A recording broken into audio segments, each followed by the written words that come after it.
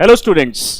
Supreme court ने अभी government of India को एक नोटिस जारी किया है कि जितने भी ओटीटी प्लेटफॉर्म यानी ओवर द टॉप प्लेटफॉर्म जैसे नेटफ्लिक्स, अमेजॉन, उलू, इसी तरह के जितने भी ओटीटी प्लेटफॉर्म चल रहे हैं उन पे कोई भी सेक्सुअली एक्सप्लिसिट जो प्रोग्राम्स है, उन पे जो एक्टिविटीज चल रही है, उसके ऊपर रूल्स एंड रेगुलेशंस बनाने के लिए प्रॉपरली रिजिड वहां पे प्लेटफॉर्म्स डेवलप किया जाए और इन्हीं सभी ओटीटी प्लेटफॉर्म्स को ये इन्फॉर्म कर दिया जाए कि ये चीजें आप फ्रीडम ऑफ स्पीच के नाम पे ये नहीं कर सकते कि आर्टिकल 19 को आप यूज करके कुछ भी एक्टिविटी कर रहे हैं और कुछ भी एक्टिविटी शो कर रहे हैं, और कोई भी अगर ऐसी न्यूडिटी या फिर ऐसे कंटेंट को अगर आप शो करेंगे जो कि आप फ्रीडम ऑफ स्पीच के नाम पे कर रहे हैं, फ्रीडम ऑफ एक्सप्रेशन के नाम पे कर रहे हैं, वो चीज अलाउड नहीं होगी। और जो कमिटीज हैं, पुरानी कमिटीज हैं, उनको दोबारा से रीएक्टिव करने को बोला गया है। जैसे कि हमारा जो सेंसर बोर्ड होता है, नॉर्मल जो sensor board, film sensor board होता है, उसी के जैसा एक और प्लेटफॉर्म बनाने की यहां पे डिमांड उठी है। आइए देखते हैं कि क्या है ये पूरा का पूरा ये जो इशू है। सुप्रीम कोर्ट ने अभी सुप्रीम गवर्नमेंट ऑफ इंडिया को क्या नोटिस जारी किया है, इस वीडियो के माध्यम से समझते हैं। So Supreme Court issues notice to over the top platform, यानी गवर्नमेंट के थ्रू यहां पे ओवर द टॉप यानी नेटफ्लिक्स जैसे जो प्रोग्राम्स है और यहां पे जो प्लेटफॉर्म्स है, उनको इस तरह के जो सेक्सुअली एक्सप्लिसिट जो आइटम्स होते हैं, इस तरह के जो प्रोग्राम्स होते हैं, उनको बंद करने को कहा है और उसमें एक रेस्ट्रिक्शन लगाने को कहा है। डेफिनेटली 100% इसमें बैन नहीं हो सकता क्योंकि आर्टिकल 19 भी एप्लीकेबल है, लेकिन उसके नाम पे एक बैलेंस बनना चाहिए। ऐसा नहीं होना चाहिए कि आप फ्रीडम ऑफ एक्सप्रेशन और स्पीच के नाम पे कुछ भी प्लेटफॉर्म पे दिखाते रहे, तो वो अनएक्सेप्टेबल है। अभी सुप्रीम कोर्ट ने इजीली यहां पे अभी जो गवर्नमेंट ऑफ इंडिया है उसको ये बोल दिया है। यानी अगर हम बात करें, supreme court recently supreme court of India has issued notice to the OTT platform and the central government, दोनों को बोला है कि हम लोग यहां पे जो प्रोग्राम ये जो और इस तरह के जो भी इसमें एक्टिविटीज हो रही हैं वो एक लेवल से ज्यादा हो जाती हैं कई बार, और उस लेवल को मेंटेन करने की कोशिश किया जाए। हम आपको ये चीजें बंद करने को नहीं बोल रहे हैं, लेकिन इसके ऊपर एक रेस्ट्रिक्शन होना जरूरी है। प्लस में साथ ही एक डिमांड उठी है कि नेशनल कंटेंट कंट्रोल अथॉरिटी भी बनाई जानी चाहिए। जैसे कि हमारा सेंसर बोर्ड है, बिल्कुल ऐसी ही एक बॉडी और बननी चाहिए ताकि जो सेक्सुअली एक्सप्लिसिट कंटेंट है ओटीटी के ऊपर में, जैसे नेटफ्लिक्स, अमेजॉन, उलू, एयरटी, बालाजी, एप्पल, मोबी और सोशल मीडिया प्लेटफॉर्म्स है, उसके ऊपर थोड़ा सा रेस्ट्रिक्शन लगाई जाए, थोड़ी लगाम लगाई जाए, ताकि जो छोटे बच्चे इन एक्टिविटीज को देख रहे हैं, इन प्रोग्राम्स को देख रहे हैं, उनके ऊपर एक गलत असर ना पड़े। अगर हम बात करें आईटी एक्ट की, जो intermediate liability and digital media ethics code 2021 के रूल्स हैं, उसके अंदर में यहां पे मेंशन किया गया है कि एक्सप्लिसिट जो प्रोग्राम्स होते हैं, यानी जो इनडायरेक्टली ना दिखा के, जो डायरेक्टली ना दिखा के इनडायरेक्टली यहां पे चीजों को दिखाया जाता है, और जो एक्सप्लिसिट होता है डायरेक्टली क्लेम करके कि इसके अंदर में एडल्ट कंटेंट है और वार्निंग जो दी जाती है एक्सप्लिसिट वो वाले, और जिसके अंदर में ये वार्निंग नहीं दी जाती है इम्प्लिसिट वाले, इन दोनों के ऊपर रेस्ट्रिक्शन लगाना जरूरी है। और इसके अंदर में न्यूडिटी और सेक्सुअल कंटेंट को यहां पे अलाउ कर रहा है, लेकिन उसमें यूएस 16+ मेंशन करना जरूरी है और ए क्लासिफिकेशन यहां पे मेंशन होना जरूरी है। यूएस 16+ का यहां पे मतलब होता है कि कंटेंट इज नॉट रेस्ट्रिक्टेड नहीं है, बट मे कंटेन, यहां पे जरूरी है मे पे ध्यान देना, मे कंटेन, इस तरह का कंटेंट इसके अंदर में हो सकता है थीम्स के अंदर में, जो कि 16 साल से नीचे जो बच्चे हैं उनके लिए वो सही नहीं है। तो ये रेस्ट्रिक्शन यहां पे पहले से ही आपको देनी पड़ेगी। जब भी प्रोग्राम स्टार्ट किया जाएगा उससे पहले डिस्क्लेमर यहां पे देना जरूरी होगा।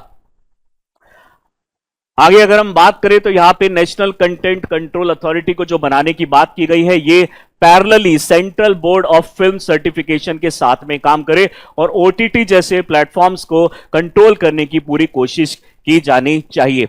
यहां पे अगर हम बात करें तो central board of film certification जो है, लेकिन उसके ऊपर ही बहुत सारे ऑब्लिगेशंस, बहुत सारे ब्लेम लगाए जा चुके हैं। उदाहरण के तौर पे जो अभी आनंद महादेवन फुले की जो मूवीज हैं उनके अंदर में जो कास्ट सिस्टम है उसको बताया गया कि उसके ऊपर ज्यादा फोकस ना किया जाए इस तरह के प्लेटफॉर्म पे, यानी कि जो बोर्ड है उसके ऊपर पॉलिटिकली इस तरीके से फोर्स किया गया कि आप लोग इस कंटेंट को ज्यादा अच्छी तरीके से नहीं दिखा सकते हैं और इसके ऊपर में बहुत डीप कंटेंट जो है नहीं बना सकते हैं। डेफिनेटली जो बोर्ड है उसके ऊपर खुद प्रेशर है गवर्नमेंट का, तो यानी कहीं ना कहीं ये पॉलिटिकली इन्फ्लुएंस्ड भी हो जाता है। अमेजॉन प्राइम वीडियो के ऊपर तो यहां पे जो अपर्णा पुरोहित है उनको तो इलाहाबाद हाई कोर्ट ने अपोलोजाइज के लिए बताया था, उन्होंने ऑब्जेक्शनेबल कंटेंट भी वो अपने प्लेटफॉर्म पे दिखाया था। वहीं पे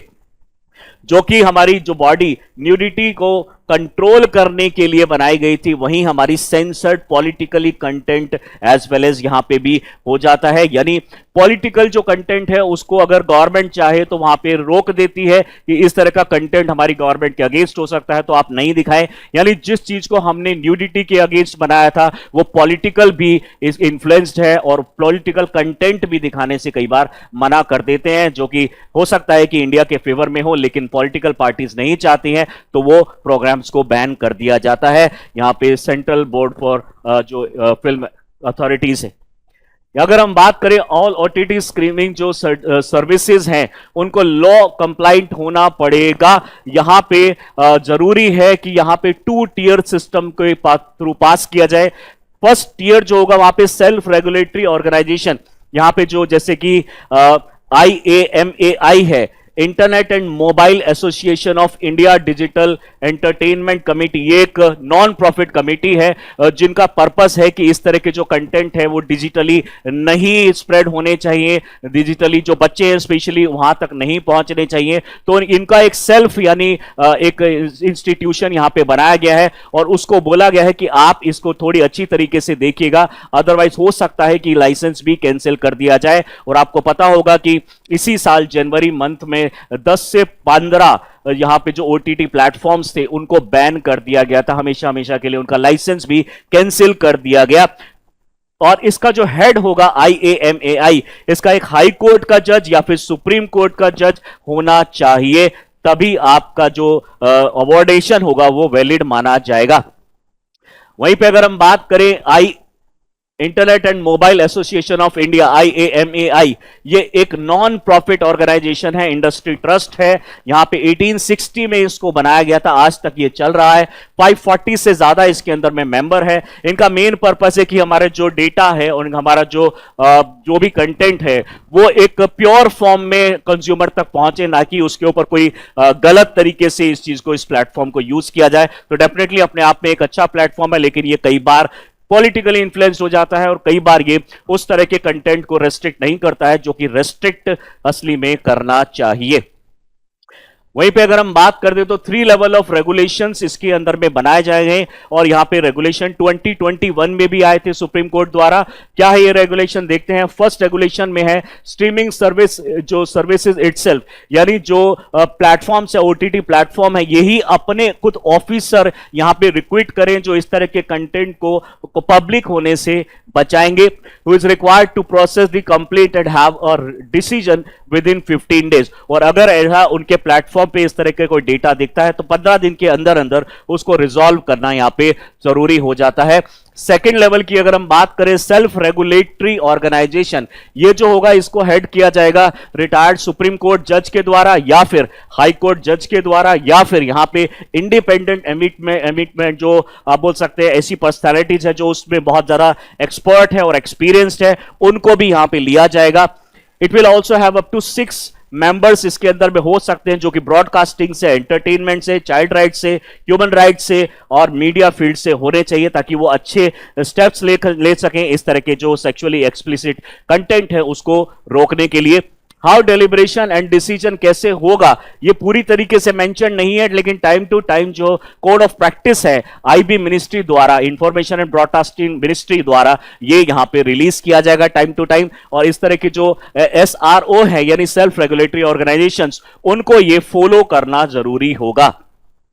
नेक्स्ट अगर हम बात करें oversight mechanism by the government, यहां पे बोला गया है कि एक थर्ड लेवल कमेटी भी बननी चाहिए जिसको कोई हेड करे, एटलीस्ट जो आप बोल सकते हैं कि secretary level, joint secretary level का कोई पर्सन होना चाहिए। यहां पे publish a charter from it shall entertain inter departmental committee to hear grievances that have not been resolved in level 1 और 2। अगर लेवल 1 और 2 में अगर ये नहीं होता है तो इसको हम लेवल 3 के अंदर कंसीडर किया जाएगा। और complaint can also be referred to by level 3 for blocking or censoring under section 69A of the IT Act को फॉलो करके वो ऑफिसर इस पर्टिकुलर चीज के लिए लायबल है कि उसको इस तरह के कंटेंट को या तो बैन कर दे या फिर उसके ऊपर में कोई सेंसरशिप जरूर लगाए। अगर हम यहां पे बात करें तो एज के ऊपर भी यहां पे क्लासिफिकेशन के ऊपर बात की गई है कि एज प्रॉपरली मेंशन होनी चाहिए कि ये जो कंटेंट आप यहां पे शो कर रहे हैं वो किस एज ग्रुप के लिए होगा। प्लस में यहां पे government committee can hear direct complaint भी इसके अंदर में होनी चाहिए। और लेवल 3 का जो यहां पे गवर्नमेंट कमिटी है, यहां पे कोई बड़े लेवल का ऑफिसर, स्पेशली जो ज्वाइंट सेक्रेटरी लेवल का ऑफिसर है, उसका होना यहां पे जरूरी है, तभी इस कंप्लेंट को कंसीडर किया जाएगा। और यहां पे IB ministry will appointed authorised officer भी होना चाहिए यहां पे ज्वाइंट सेक्रेटरी रैंक का, जो कि इस लेवल 3 जो हमारा कमिटी है उसको गवर्न करेगा और यहां पे जो रिकमेंडेशंस पास करवाएगा ऑथराइज्ड ऑफिसर से, तभी यहां पे और फाइनल अप्रूवल जो होगा आईबी मिनिस्ट्री से भी लेना पड़ेगा। यानी जो हम ऑफिसर यहां पे अपॉइंट करेंगे इस पर्टिकुलर ऑर्गेनाइजेशन के अंदर में, लेवल 3 के अंदर में, उस ऑफिसर को भी फाइनली आईबी मिनिस्ट्री में सेक्रेटरी लेवल के जो ऑफिसर्स होंगे उससे इसको पास करवाना पड़ेगा अगर ये कंटेंट डीपली सेक्सुअली एक्सप्लिसिट होगा तो डेफिनेटली गवर्नमेंट ऑफ इंडिया भी इस तरह के स्टेप 2021 में उठा चुकी है। लेकिन बढ़ते हुए कंटेंट, बढ़ते हुए सेक्सुअली एक्सप्लिसिट कंटेंट, स्पेशली जो बच्चों के लिए कंटेंट नहीं बना है लेकिन वहां तक पहुंच रहा है, उसको ब्लॉक करने के लिए, उसको रोकने के लिए गवर्नमेंट ऑफ इंडिया ने और सुप्रीम कोर्ट ऑफ इंडिया ने दोबारा से इसकी चीज को और ज्यादा फोकस करके इसके ऊपर में डिटेल बात कर रहे हैं। और यहां पे अब सुप्रीम कोर्ट ने फाइनल नोटिस भी दे दिया कि इसके ऊपर जल्दी से जल्दी कोई एक ऐसी बॉडी बननी चाहिए जो सिर्फ इस तरह के कंटेंट को और यहां पे जो रेस्ट्रिक्शंस है इस तरह के जो कंटेंट है उसके ऊपर लगा सके। यूपीएससी के लिए बहुत ही ज्यादा इंपॉर्टेंट टॉपिक हो जाता है। इस तरह के क्वेश्चन प्री में भी बहुत ज्यादा पूछे जा रहे हैं। ये बिल्कुल आर्टिकल जो 19 है, एक्सप्रेशन एंड स्पीच का जो फ्रीडम है, वो उसको यूज करके आप कुछ भी कंटेंट नहीं दिखा सकते हैं। तो ओटीटी प्लेटफॉर्म क्या आर्टिकल 19 को पूरी तरीके से फॉलो करता है, इस तरीके से क्वेश्चन पूछा जा सकता है। इसी तरह के और भी अगर इंफॉर्मेटिव वीडियोस देखना चाहते हैं तो do subscribe our channel Chahal academy. Thank you.